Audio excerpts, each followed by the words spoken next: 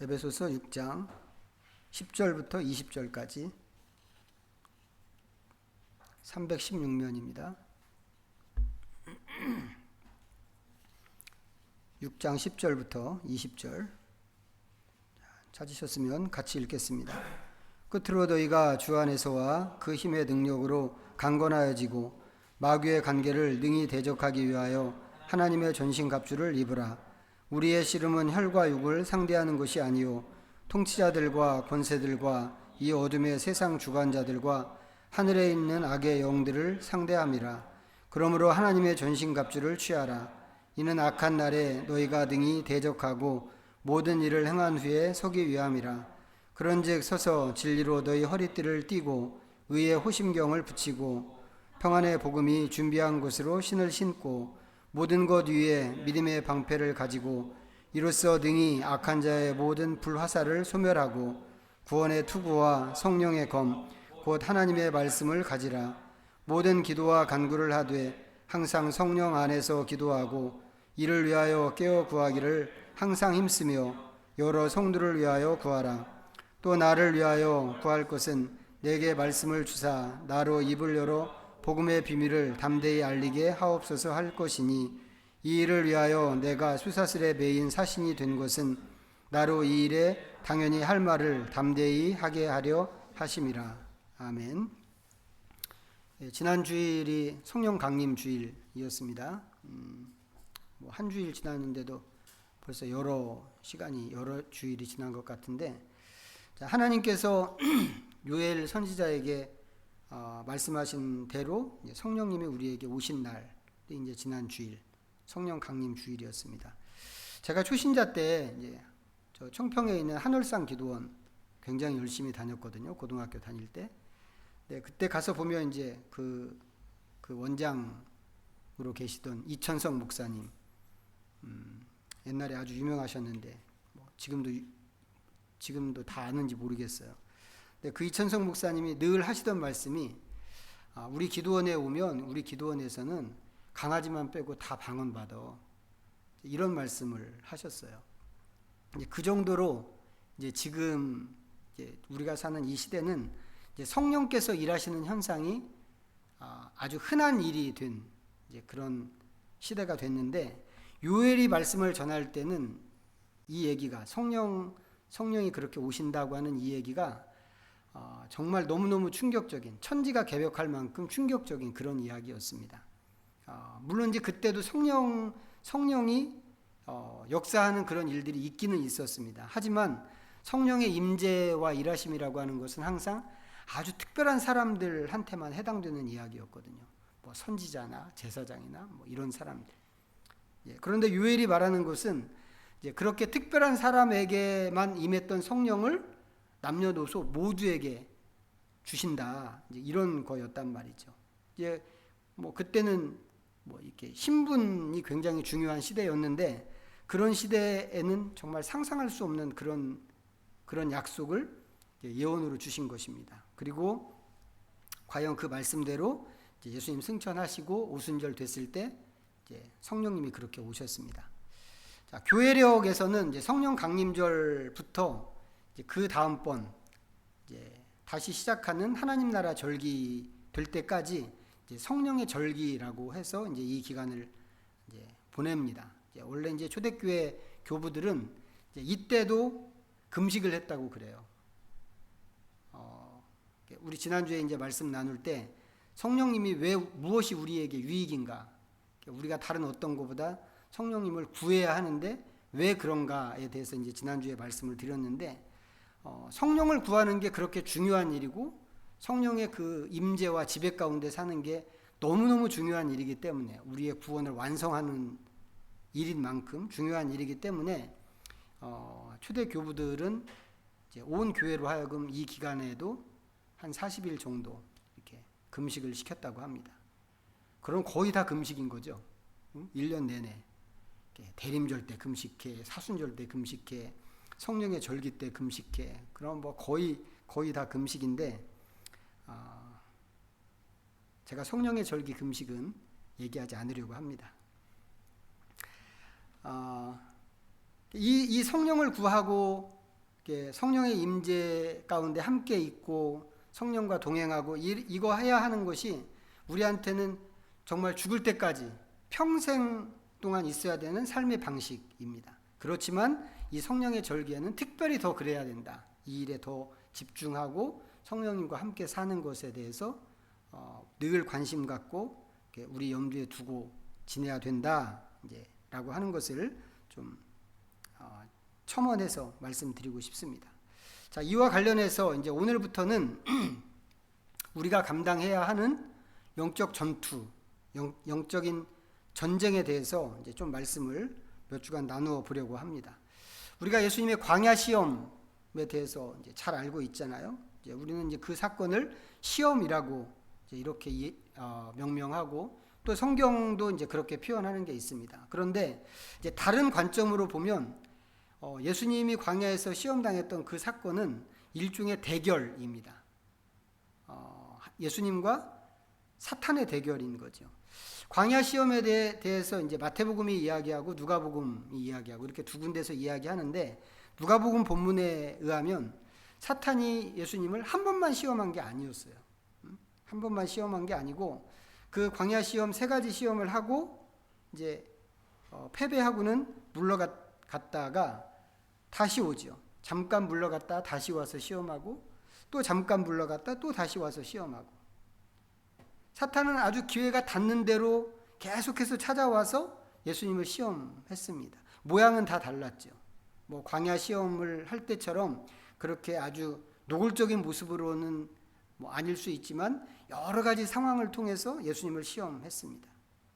그런데 그 시험이 어떤 시험인가 생각해 보면 전부 넘어지게 하는 그런 시험이었습니다. 예수님을 넘어뜨리려고 했고 예수님으로 하여금 당신의 그 사역을 위해서 가는 길을 멈추게 하고 그것을 포기하게 하려고 하는 그런 시험이었단 말이죠. 그러니까 이게 이제 우리가 쉽게 그냥 시험이라고 이야기하지만 단순히 시험이라고 하고 넘어갈 일이 아니고 대결이고 싸움이라고 해야 할 일인 것이 분명하다.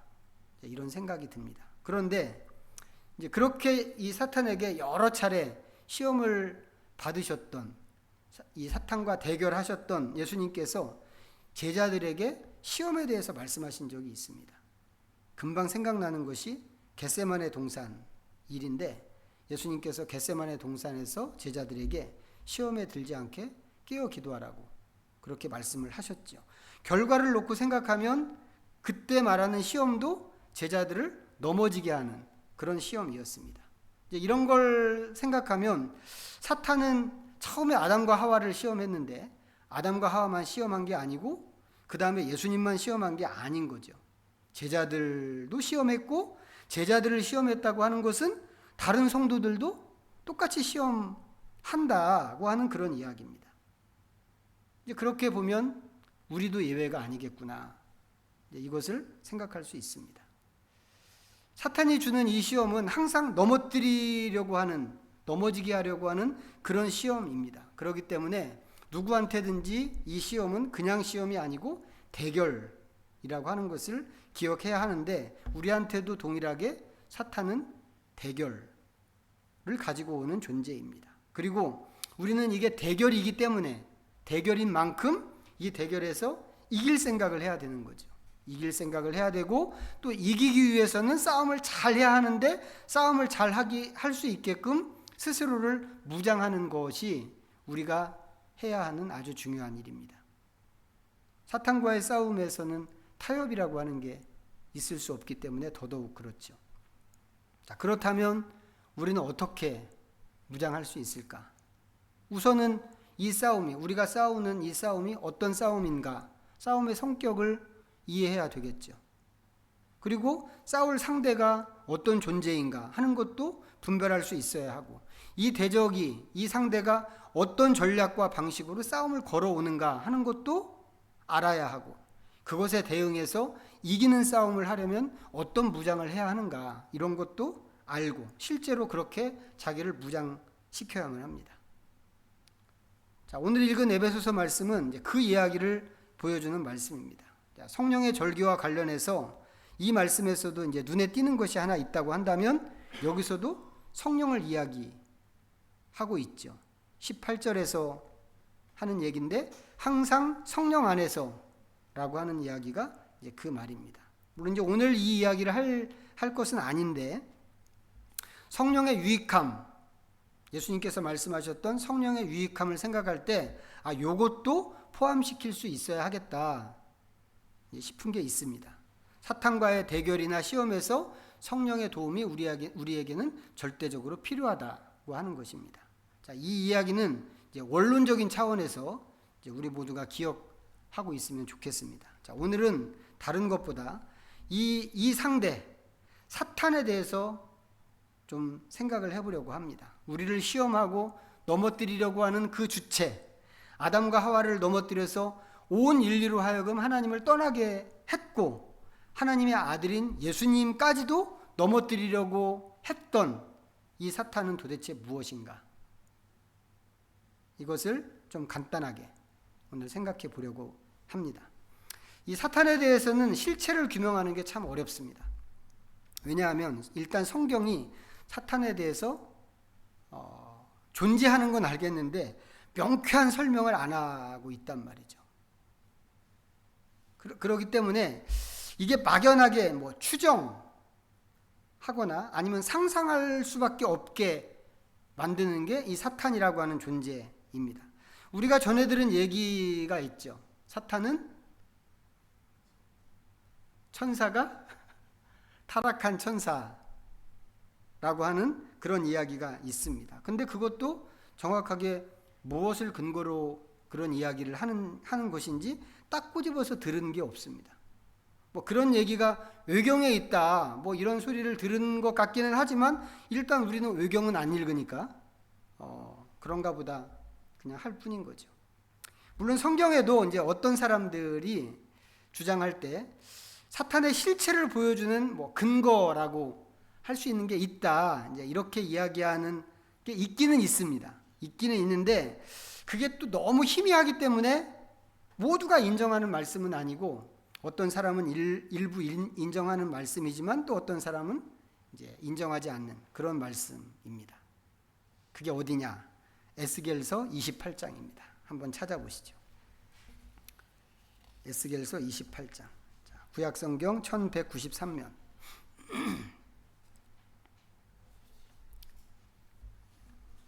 에스겔 28장 1절부터 19절까지.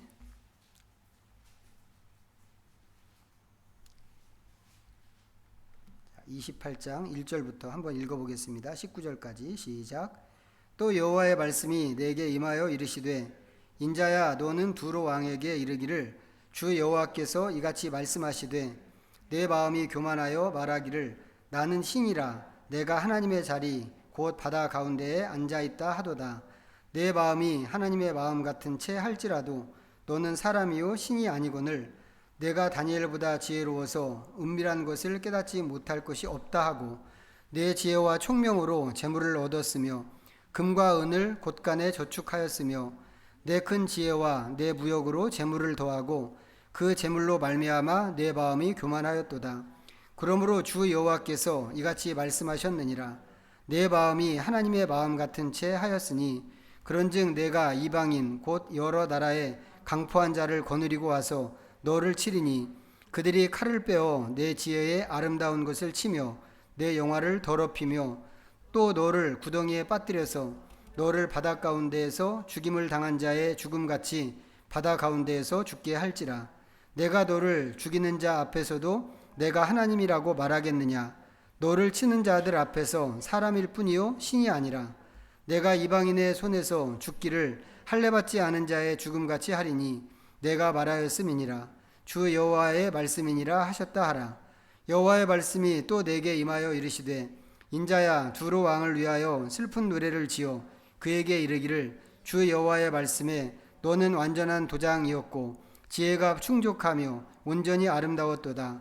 내가 옛적에 하나님의 동산 에덴에 있어서 각종 보석 곧 홍보석과 황보석과 금강석과 황옥과 홍만호와 창옥과 청보석과 남보석과 홍옥과 황금으로 단장하였으며 내가 지음을 받던 날에 너를 위하여 소고와 비파가 준비되었도다. 너는 기름 부음을 받고 지키는 그룹이며 내가 너를 세우매 내가 하나님의 성산에 있어서 불타는 돌들 사이에 왕래하였도다. 내가 지음을 받던 날로부터 내 모든 길에 완전하더니 마침내 내게서 불의가 드러났도다. 내 무역이 많으므로 내 가운데 강포가 가득하여 내가 범죄하였도다. 너 지키는 그룹아, 그러므로 내가 너를 더럽게 여겨 하나님의 산에서 쫓아냈고 불타는 돌들 사이에서 멸하였도다. 내가 아름다움으로 마음이 교만하였으며 내가 영화로움으로 내 지혜를 더럽혔으며 내가 너를 땅에 던져 왕들 앞에 두어 그들의 구경거리가 되게 하였도다. 내가 죄악이 많고 무역이 불의함으로 내 모든 성소를 더럽혔으며 내가 내 가운데에서 불을 내어 너를 사르게 하고 너를 보고 있는 모든 자 앞에서 너를 땅 위에 죄가 되게 하였도다. 만민 중에 너를 아는 자가 너로 말미암아 다 놀랄 것이며 내가 공포의 대상이 되고 내가 영원히 다시 잊지 못하리로다 하셨다 하라. 아멘. 여기 보면 이 단락에 이제 성경에 붙어 있는 제목이 있습니다. 두로 왕이 받을 심판, 이렇게 되어 있죠. 제목을 이렇게 붙인 것을 보니까 이 말씀은 두로에 대한 말씀입니다. 에스겔서에서 이 두로에 대한 이야기가 26장부터 시작하거든요. 그리고 이제 우리가 읽은 여기까지 두로 얘기가 계속 이어집니다. 26, 27, 28장까지. 두로가 지도를 보시면 아주 되게 조그만 도시국가입니다. 이제 그 크기를 생각하면 두로에 대해서 별로 할 얘기가 없을 것 같은데 굉장히 긴 이야기를 이 에스겔서에서 하고 있다. 이렇게 이야기할 수 있습니다.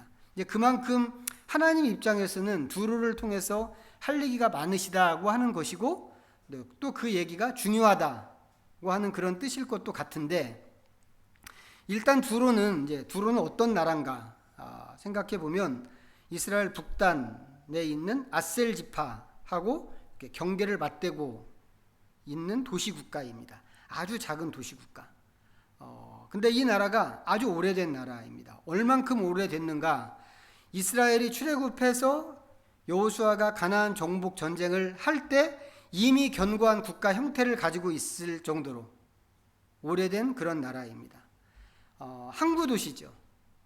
이 두로는 항구 도시이기 때문에 아주 일찍부터 해상 무역으로 부를 축적했습니다. 우리가 읽은 말씀 바로 앞장이 이제 27장이잖아요. 27장에 보면 이 사람들이 거래했던 무역 상대국들이 이제 쭉 나열되어 있습니다. 그리고 그 나라들, 그 상대 나라들과 어떤 물품을 교류했는가 상품 목록도 나오는데 정말 엄청나게 많은 나라들하고 무역을 했고 다루지 않는 물건이 없을 정도로 다양한 물품들로 돈을 벌었습니다. 자, 그 중에는 이제 외국에서 사다가 되파는 그런 중개무역의 영역도 있었겠는데 그것만 있는 게 아니고 자체 생산해서 수출하는 그런 물건들도 있습니다. 예를 들면 아주 유명했던 게 자주색 옷감 같은 것입니다. 이게 두루의 특산품으로 여기서 생산하는 물건입니다. 옛날 얘기란 말이죠. 그 수천 년 전에 있었던 그 옛날에 염색 사업이 어떻게 있을 수 있었을까? 이런 산업이 거의 없단 말이죠. 그렇기 때문에 이 자주색 옷이라고 하는 것은 만들기도 어렵고 만들기 어려운 만큼 너무너무 비싼 그런 옷입니다. 그래서 비싸고 귀한 물건이기 때문에 왕이나 아니면 왕의 버금가는 그런 사람들만 입을 수 있는 그런 옷입니다. 그 옛날 영화에 보면 로마 시대 영화나 아니면 그 전 이야기 그를 그린 그런 영화들 보면 이 자주색 망토 이런 거 입고 나오잖아요. 그게 이거거든요. 그게 만들기도 어렵고 그렇기 때문에 너무 비싼 그런 옷감인데 두로가 이런 옷을 만들고 수출하는 그런 나라였습니다. 그런가 하면 두로는 여러 나라를 식민지로 삼고 노예들을 데려다가 다른 나라에 팔기도 했습니다. 군사적으로도 그만큼 강력했다고 하는 그런 이야기입니다. 그런 나라를 다스리는 왕이라고 하면 얼마나 자랑스럽고 뿌듯하고 그런 마음일까? 자기 나라의 그런 부강함, 그것도 자랑스럽겠지만 그런 나라를 꾸리는 자기 자신에 대해서도 자랑스러움이 넘쳐나지 않았을까 싶습니다. 지금 읽은 말씀은 실제로 두로 왕이 그랬다고 하는 것을 이야기하고 있습니다. 그 자랑스러움이 너무 넘쳐서 자기를 신이라고, 하나님이라고 이렇게 할 만큼 교만해졌단 말이죠. 당연히 하나님, 진짜 하나님을 무시했고 이 세상에 자기 외에는 아무도 없는 것 같은 그런 마음으로 행동을 했습니다. 자, 지금 읽은 말씀은 그런 두로의 왕을 심판하겠다고 하는 하나님의 다짐입니다. 왜 심판하시는지, 어떤 방식으로 심판하시는지, 또 심판을 말씀하시는 이 말씀이 얼마나 틀림없는 말씀인지 이런 것들을 자세하게 여기 이 말씀에서 이야기하고 있죠. 그러다 보니까 이 말씀을 쭉 읽어보면 사실 어려운 얘기는 하나도 없습니다. 그냥 읽으면 전부 납득이 되고 이해가 되는 그런 말씀들로 되어 있습니다. 자, 그런데 12절부터가 문제인 거죠. 하나님께서 에스겔 선지자에게 이제 심판받을 두로 왕을 위해서 애가를 지으라고 그러셨습니다. 그리고는 이제 그 애가의 내용을 보여주시는데 애가의 내용이 뭐냐면 두로 왕이 얼마나 완전한 사람이었고 얼마나 하나님의 은총을 입은 사람이었는가 하는 것으로 시작을 합니다. 12절 후반부를 보면 이렇게 되어 있죠.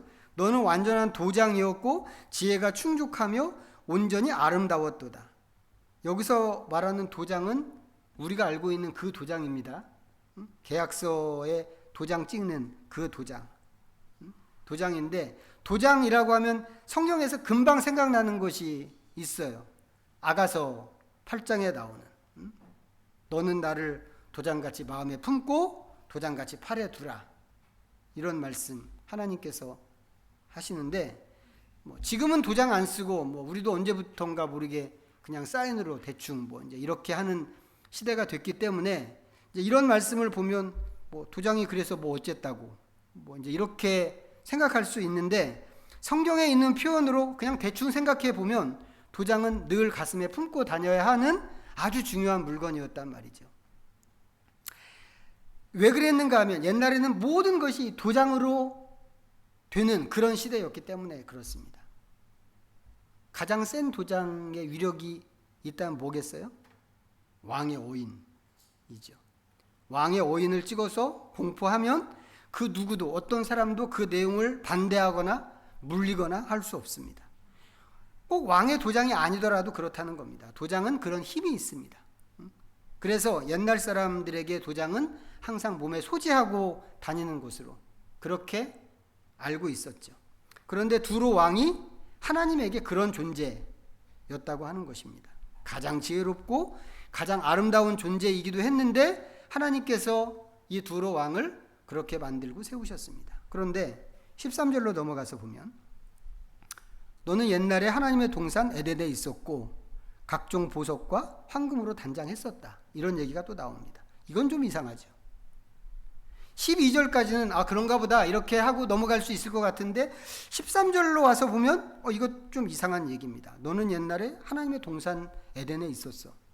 두로 왕은 에덴 동산에 있은 적이 없죠.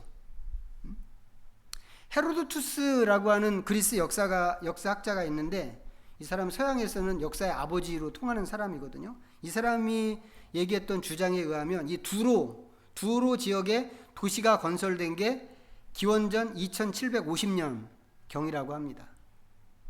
우리 당군 신화에서 당군 할아버지가 나라를 세운 건 언젠가요? 2333년 기원전. 시기적으로 얼마 차이가 안 나죠. 지금이야 이제 10년이 엄청난 그 간격이 있는 시대니까. 그런데 이 고대 시대 때 몇백 년은 아무것도 아닌데 차이가 얼마 나지 않습니다. 더군다나 이 처음에 도시가 세워질 때는 그 이름이 두로도 아니었습니다. 그래서 에스겔서에 나오는 이 얘기를 이렇게 읽다 보면 두로 왕이 어떻게 에덴 동산에 있었지? 이 의문이 먼저 팍 생깁니다. 이건 말이 안 되는 얘기란 말이죠. 말도 안 될 뿐만 아니라 절대 불가능한 그런 그런 이야기이기도 합니다. 왜냐하면 하나님께서 에덴 동산을 창설하셨을 때하고 두로의 사람 사는 영역이 그 지역이 도시로 형성되어 할 때까지는 너무너무 긴 시간차가 있기 때문에 두로 왕이 거기에 있을 수는 없다 이 말이죠. 그래서 이 말씀을 볼 때 이게 진짜 두로 왕을 지목해서 하는 이야기인가에 대해서 의문을 가질 수밖에 없습니다. 이거 누구 이야기일까요? 그렇다면 에덴 동산에 있던 사람은 아담이죠. 아담. 당연히 두로 왕은 아담이 아닙니다. 그렇지만 또 한편으로 생각하면 아담에게서 나온 아담의 후손이기는 합니다. 그래서 아담의 후손이라는 의미로 이렇게 표현했나? 이런 생각을 잠깐 합니다. 그리고 이 말씀에서 이제 두로 왕이 이런 사람이라고 말하는 내용을 보면 또 아담하고 비슷한 면이 없지 않아 있습니다. 있는 게 사실이죠. 자, 그런데 또 한 번 그 다음 절 14절로 넘어가서 보면 이 두로 왕을 기름 부음 받은 그룹이라고 이렇게 또 표현했습니다.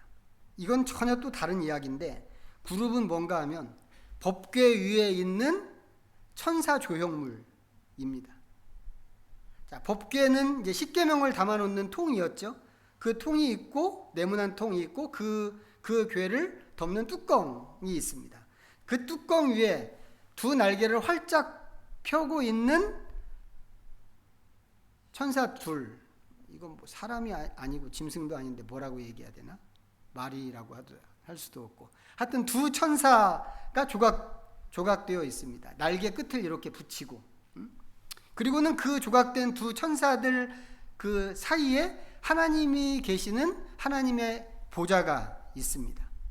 그런데 거기 그렇게 날개를 펴고 있는 그 두 천사가 그룹이라고 하는 겁니다. 그러니까 그룹은 뭐하는 존재인가? 하나님의 영광과 존엄과 거룩하심을 지키는 일종의 호위천사입니다. 그런가 하면 하나님께서 아담을 에덴 동산에서 쫓아내시고 그 주변을 지키게 하신 천사들이 또 있었는데 그게 또 그룹입니다. 이 얘기는 창세기 3장에 나오죠. 이렇게 보면 여기서 그룹은 아담을 가리키는 것이 분명히 아닌 거죠. 이 사람이 두로 왕이 아담의 후손이기 때문에 여기서 이렇게 에덴 동산에서 있었다고 이렇게 이야기하는 건가? 아니라는 거죠. 아담을 염두에 두고 하는 얘기가 아닌 것입니다. 자, 그리고 이 에스겔서 우리가 읽었던 이 말씀에 있는 그 앞단락에 보면 하나님께서 두로 왕에게 하신 말씀이 내가 너를 죽음으로 심판할 건데 네가 죽는 자리에서도 그렇게 교만을 떨고 신이라고 말할래? 라고 하시면서 네가 아무리 그래봐야 너는 사람일 뿐이야 라고 하시는 말씀이 있습니다. 그러니까 그런 두로 왕이 하나님의 보좌나 아니면 에덴 동산을 지키는 그룹이라고 할 수는 없다고 하는 겁니다. 이렇게 이 에스겔서 28장이 두로 왕이 받을 심판을 보여주는 말씀인 것이 분명한데 희한하게도 이 12절부터 16절은 두로 왕 이야기가 아니고 그룹 천사 이야기로 되어 있다고 하는 겁니다. 물론 이제 16절은 두로 왕 이야기를 거기다가 약간 섞어서 이야기하고 그 뒤로는 또 이렇게 쭉 이야기하는 게 두로 왕 이야기인 것 같기도 했다가 천사 이야기인 것 같기도 했다가 이게 초점이 다 이렇게 막 섞여 있어서 구분하기가 좀 어렵게 그렇게 되어 있는데 전체적으로 보면 우리가 읽은 이 28장 내용 전체를 보면 이 이야기는 두로 왕에 대한 이야기인 것이 분명합니다. 두로 왕을 심판하겠다. 그런데 중간에 그룹 이야기를 끼워 넣었고 어떤 부분은 이 두 이야기가 섞여 있는 것으로 그렇게 되어 있단 말이죠. 당연히 두로 왕은 그룹이 아니고 한낱 인간일 뿐이기 때문에 그룹 천사가 될 수도 없습니다. 그런데 이 말씀이 두 존재를 이렇게 섞어서 이야기하고 있다고 하는 거죠. 왜 이런 식으로 했을까 하는 겁니다. 하나님께서는 왜 이런 식으로 말씀하실까? 그것은 두로 왕과 여기서 말하는 그룹 천사 사이에 공통점이 있기 때문에 그렇다고 하는 겁니다. 공통점이라고 하는 것은 잘 나가는 완벽한 존재였는데 교만해졌다고 하는 거죠. 그래서 이 말씀은 두루 왕에게 하나님께서 이렇게 말씀하시는 것처럼 보입니다. 야, 두루 왕아, 너는 하는 짓이 어쩌면 그렇게 그룹 천사 같으냐. 그래서 내가 너를 심판할 건데 너를 그룹이 심판받은 것처럼 그렇게 너는 심판을 받을 거야 라고 이야기하시는 것처럼 보인단 말이죠. 그러면 그룹이 받은 심판은 무엇인가? 16절 후반부에 있어요. 너 지키는 그룹아, 그러므로 내가 너를 더럽게 여겨 하나님의 산에서 쫓아냈고 불타는 돌들 사이에서 멸하였도다. 사탄은 도대체 뭐냐? 이제 이거 얘기하다가 여기까지 왔는데 이와 관련된 말씀을 이제 두 군데만 한번 더 찾아보도록 하겠습니다. 먼저 베드로후서 2장입니다. 베드로후서 2장 384면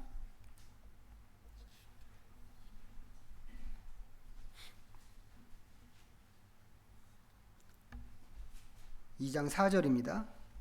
자, 시작. 하나님이 범죄한 천사들을 용서하지 아니하시고 지옥에 던져 어두운 구덩이에 두어 심판 때까지 지키게 하셨으니, 여기 범죄한 천사들 나오고 있죠. 자, 이번에는 유다서입니다. 유다서 397면 6절 말씀 읽습니다. 시작.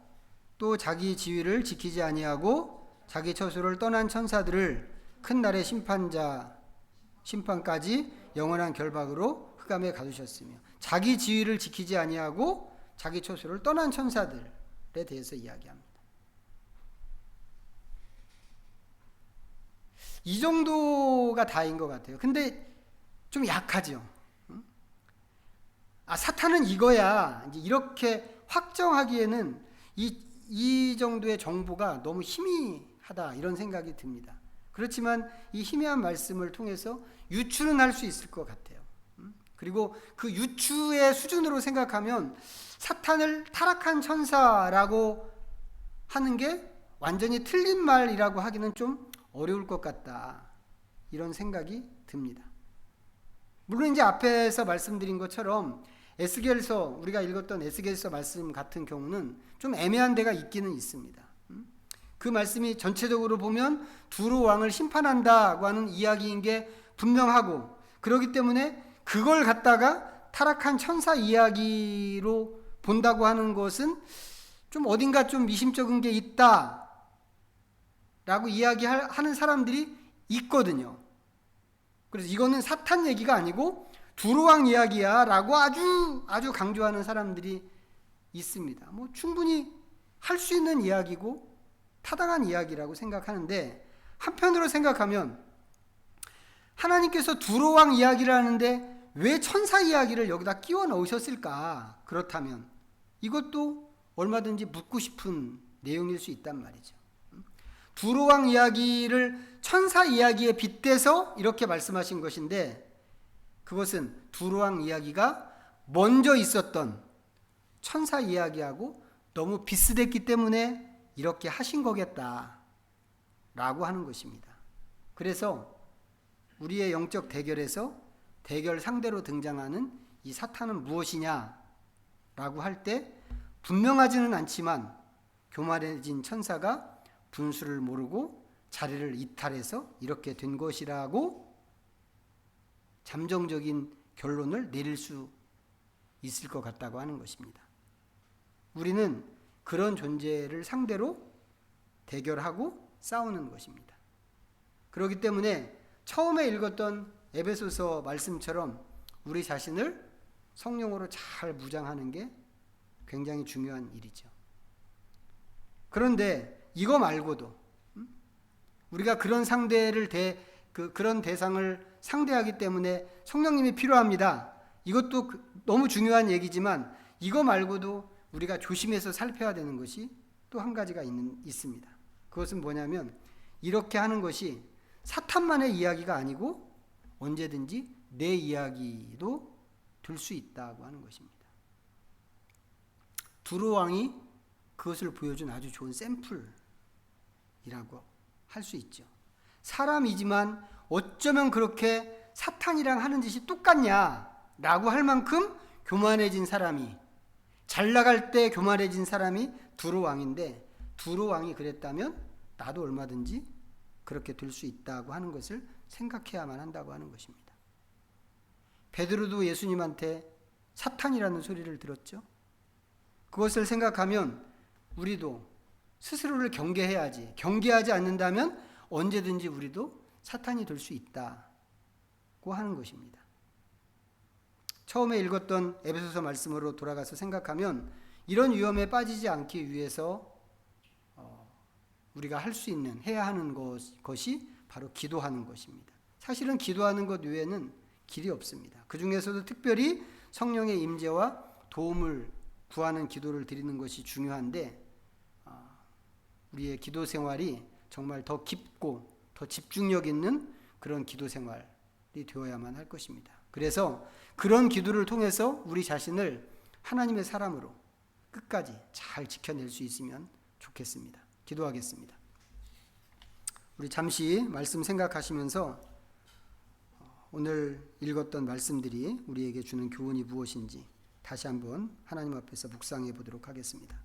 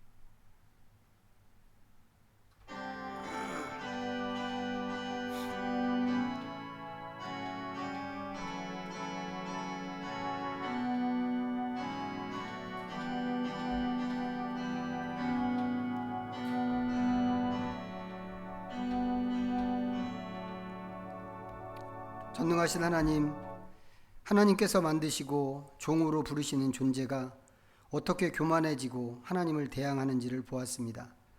영광의 천사였지만 타락한 사탄이 그랬고, 하나님의 은총 가운데 있었지만 스스로를 신이라고 자처한 두로 왕이 그랬는데, 생각해보면 아담 이후로 인간의 역사가 전부 그런 식이었습니다.